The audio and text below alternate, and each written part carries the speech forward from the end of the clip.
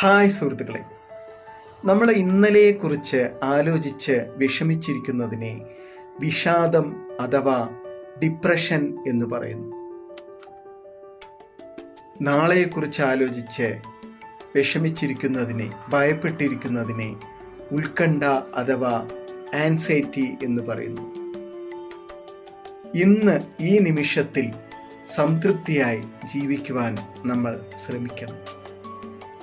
ഇന്നീ കാണുന്ന ആത്മീയതയും അതേപോലെ മനഃശാസ്ത്രവും എല്ലാം നമ്മളെ ഈ ഒരു അവസ്ഥയിലേക്ക് എത്തിക്കാനുള്ള ശ്രമമാണ് അവർ നടത്തുന്നത്.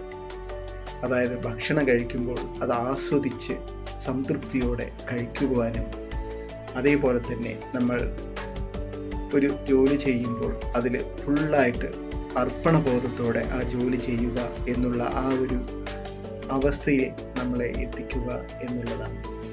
അതായത് നമ്മളെ അവയർനെസ്സോടുകൂടി ശ്രദ്ധയോടുകൂടി ജീവിക്കുക എന്നുള്ളതാണ് അതിൻ്റെ ലക്ഷ്യം.